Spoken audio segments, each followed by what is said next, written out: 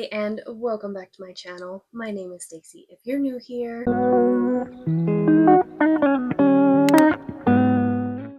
and today I'm going to start my first real episode of a series that I started calling the discussion series, but I'm not really fond of that name, so I'm thinking of calling it like my favorite nerdy topics I love to talk about, something like that. Um, You'll see what I end up calling it when I actually post this video, because it'll be in the title. But today's episode is going to be about Disney, specifically Disney Cruise Line. So I'm going to talk about 6 things that Disney Cruise Line does different than other cruise lines. I'm sure if you're into cruising or Disney in general, you kind of have an idea that the Disney cruise ships have the navy blue on like the base of the ship, the part that kind of goes into the water with like the gold detailing and the famous red funnel. And there are 8 ships in the fleet, 2 of which have not, well, technically 3 at this point, that have set sail yet. We've got the Disney Magic and the Disney Wonder, which are sister ships, and those came out in like 98 and 99-ish. I'll put the exact dates on the screen. And then there is the Disney Dream and the Disney Fantasy, and those 2 came out about a decade after, and they're sister ships, so they're very similar but just a little bit bigger. And then there is the Disney Wish and the Disney Treasure. The Disney Wish, I think, set sail 2-ish years ago, maybe 1. I'll put that on the screen. And then the Disney Treasure set sail this year. They just did their christening cruise. They're probably going to have a couple more like media sailings. And the official like public sailings start December of this year. And all of that I've seen about the ship looks so cool. I would love to go on this ship. It actually set sail on my birthday this year, but that was a lot of money and I could not manage to do that. And then next year there's going to be the Disney Destiny and then the Disney Adventure. I don't remember when that one is set to set sail, but it's going to remain in like an Asian market. So it's going to do a bunch of different Asian itineraries. But for now, that is the entire fleet. I think there's going to be more ships coming in the future, but these are the ones that we have the most details on in terms of the Disney Destiny and the Adventure. Those are the newest ships. Like most cruise lines, Disney has itineraries throughout the entire world. We've got Caribbean, Bahamas, Mexico, Alaska, Europe, Canada, and soon to be Asia. Disney has 2 private islands in the Bahamas, Castaway Cay and Lookout Cay. I think it's Cay, I'm not sure. But Lookout Cay at Lighthouse Point, which is very, very new and just opened up this year. All right, so getting into the specific things, the 6 things that Disney Cruise Line does different than other cruise lines. So when it comes to dining, Disney Cruise Line has a rotational dining for the main dining area. So most ships have have about 3 restaurants, and you are set to go to a different restaurant every single night. And your wait staff, your waiter, the person who comes and gives you your beverages, your like the head waiter, they all move with you to each restaurant each night. So you get to experience the crazy themings on these ships. Like the newest one, the Treasure, has a Coco themed restaurant, and the Wish and the Treasure have 1939, and which is like a homage to Walt Disney essentially theme with like various animations throughout the restaurant. And then the Wish and the Treasure also have a Marvel themed dinner with a show. The Treasure or the Wish has Arendelle, which is like Frozen themed. So there's a lot of options. A lot of the other cruise ships have Animator's Palette, which is a animation style restaurant where sometimes there's a show where Sorcerer Mickey comes through, and other times there's just like a show where you actually write or draw out a little stick figure, or not really a figure, draw out a figure, and then they put that on the screen. So then you have like a show with the characters that everybody drew, which is pretty cool. As with most cruise lines, there is a buffet And there's also room service. A lot of other cruise lines' room service is extra, but Disney's is actually included. And then, of course, there's a specialty dining restaurant. Most ships have Palo, which is Italian, I believe, theme Italian style food, and that is an extra charge. And then some of the newer ships have Enchante, which I think just the Wish. I don't remember if the Treasurer has that one too, but it's a little more upscale and it is a French style dining. And then there's Rennie, which I believe is also French on some of the ships. Not all the ships have all three restaurants. Like the older ships, the Magic and the Wonder, those two just have Palo. I just recently, about 3-ish years ago, went on, no, it was 2 years ago, almost 2 years ago. I went on a cruise to, like a Baja cruise on the Disney Wonder. There are two options of seating: an early seating, which is about 5:45 to 6, and then a late seating, which is 8 to 8:15-ish, something like that. Just depends on the itinerary and the ship. So you can choose which seating you want to go to. And what's cool about how Disney caters to a lot of families, if you have young kids, the wait staff will get to know like your kids, or if they're ordering the same thing every night, or sometimes you don't even need to request for them to just bring out their food right away. So it'll be ready waiting for you at the table. They can eat, and then you can have the staff in the kids clubs come take your kids to the kids club. They can hang out there while you are able to just leisurely enjoy your meal. A lot of the restaurants are open for breakfast and lunch as well. The Disney Navigator app will let you know which restaurants.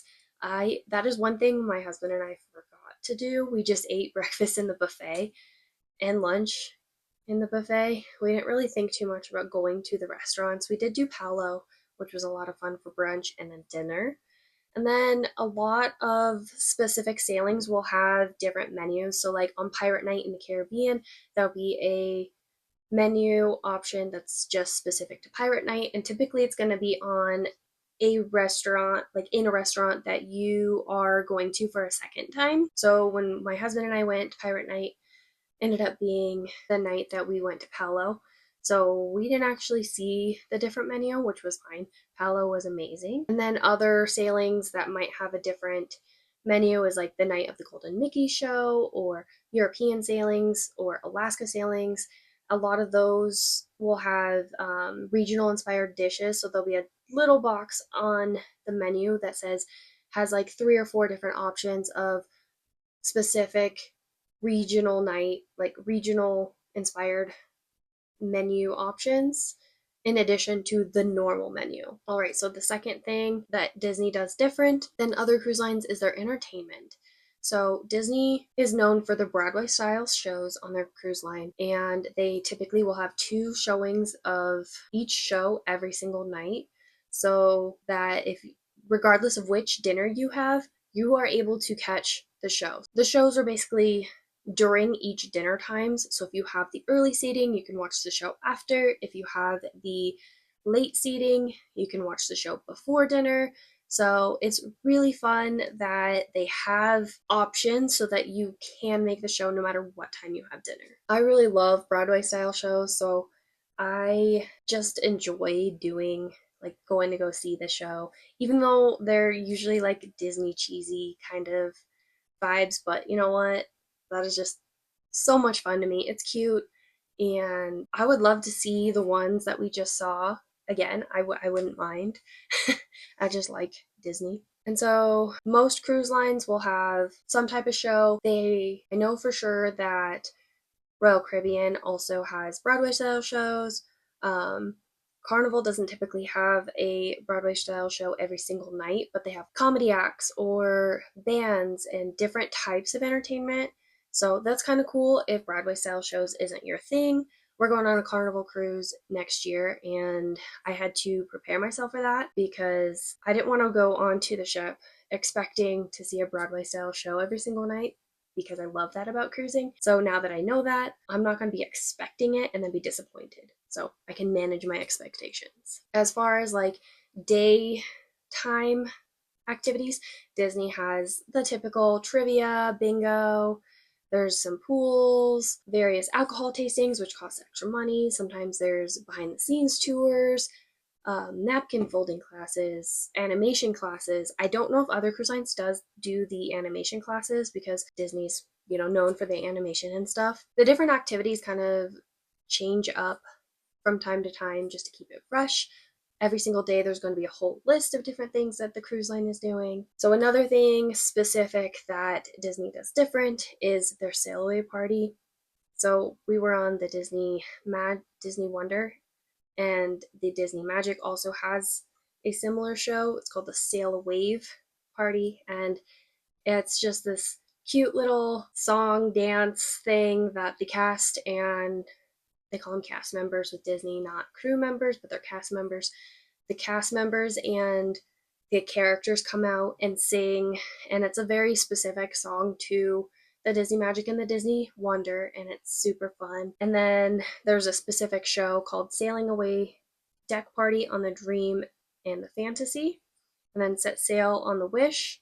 And I don't know exactly what it's called for the Treasure and the other two ships because they're still very new. I don't really know what the other ships do in terms of their sail away party. I'm pretty sure Carnival does like a party situation, which isn't my vibe, but some people love it. I really like watching shows and a production kind of thing. So that's why I love Disney. And they do it different in that way. And I don't remember what Royal Caribbean does. It's been a long time since I've been on that ship. So I don't remember what their sail away party is. And then also during the sail away party, the Disney Cruise Line classic horn sounds. The older ships only have like a couple of different songs, Disney songs that they have for their horn sounds. But the newer ship, the Disney Treasure, has 7 different songs, which I think is so freaking cool. During the day, Disney has Funnel Vision, which is a big movie screen up at the pool deck, and there is a movie pretty much all day long playing. Our sailing, when we went during the Super Bowl. It was raining that day, but if it wasn't, we were going to watch the Super Bowl at the pool deck.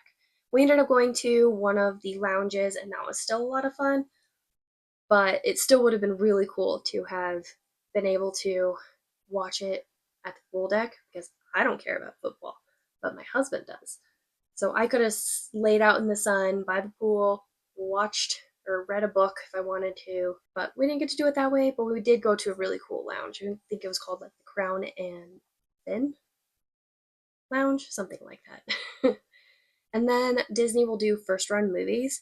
So if there is a movie about to be released or just released during your sailing, and usually it's all Disney movies, you can go to the movie theater on board and watch that movie. I think that's pretty cool. So as far as nighttime activities, Disney doesn't have a ton of crazy nighttime activities.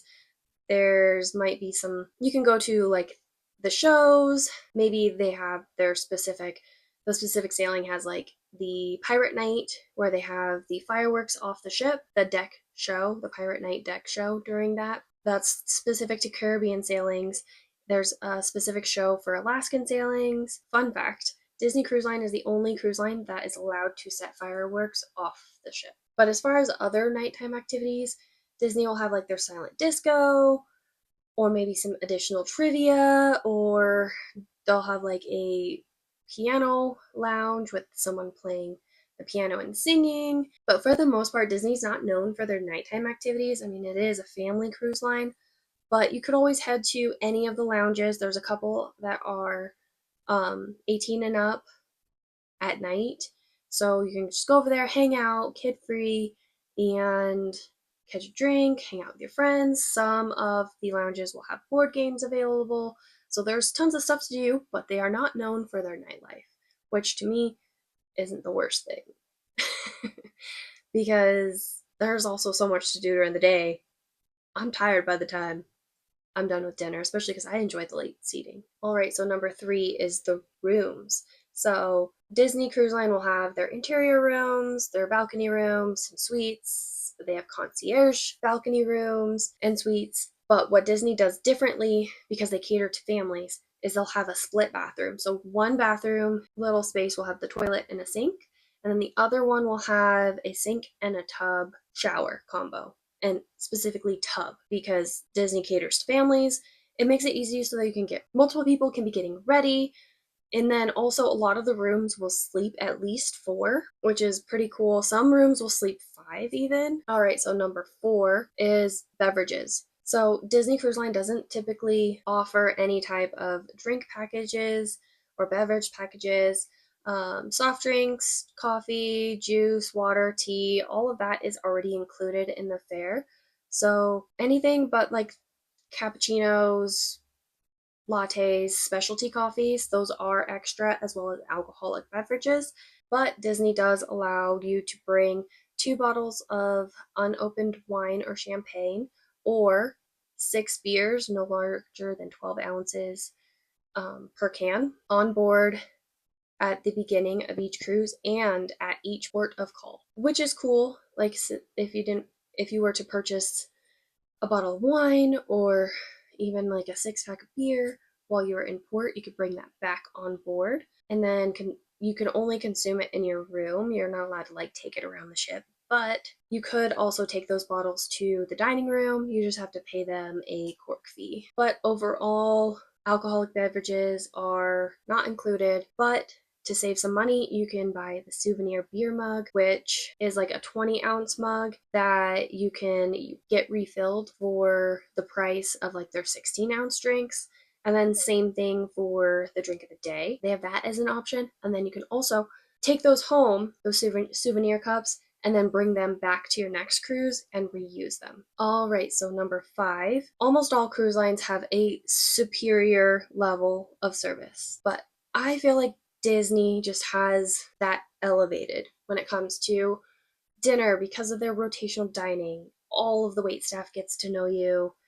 They cater to your every need. They usually anticipate your needs, and oftentimes they have their little hobbies. Like, some servers do magic or riddles or their little thing that they like to like show guests, and they like to have fun with it, and it just adds to the experience.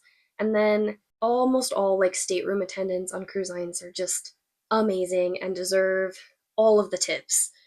And specifically, when we went on our Disney one on the Disney Wonder, my husband went back to the room on the first night during dessert because he was feeling seasick. We kind of figured he was going to get seasick. This was his first cruise.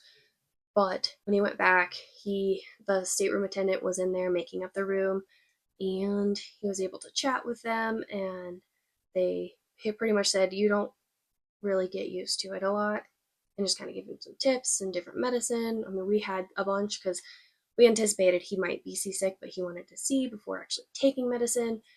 So after that, he was good to go, but it was one of those things where he was just able to like chat with them, and they were able to like give him specific medication and like the over the counter medication recommendations that works for them, that kind of thing, which I feel like is going to be on every ship. And then anytime you pass any crew member, they're always so friendly, saying hi. All of the bartenders were always amazing. So this is all cruise lines, but I feel like their level is just a little higher. I may be biased because I love Disney, but yeah. And then number six is character experiences. So you can get specific character dining experiences. Those are typically extra, and oftentimes reserved for families with little kids or just kids in general. Adults typically can't do those character dining experiences.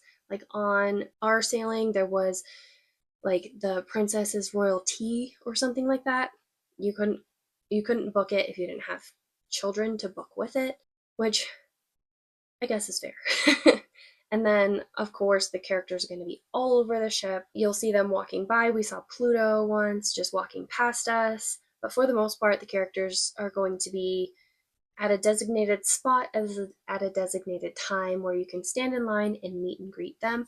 But what's cool is a lot of times the characters will have specific outfits for different events. So, like on Pirate Night, we might have a different outfit. I know for sure that during Christmas, Mickey and Minnie and the crew will have a specific outfit for Christmas and Halloween, and then a specific outfit for Alaska sailings. And I just think that's super fun, super cool. And of course, it's going to be something that no other cruise line does because they're Disney characters. And I think that's pretty cool. But I also just love Disney. So I don't like to stand in line and actually interact with characters. I'm cool with like seeing them from afar. So you don't have to like want to meet and greet them to appreciate that. Like, just Disney characters are cool, especially if you love Disney. But anyway, those are the 6 things that I think that Disney does different than other cruise lines. And yeah, I'm going to end this video here. Please subscribe to my channel if you haven't already. My goal for this year is to get to 500 subscribers before the end of the year, or as close as I possibly can. I have 1 month left.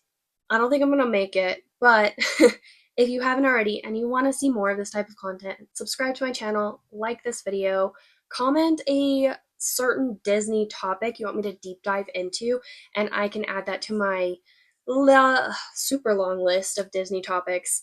And I'll be posting these every like 6 weeks or so, sometimes a little bit longer depending on what other content I've got planned. Thank you so much for watching, and I will see you in my next one. Bye, guys.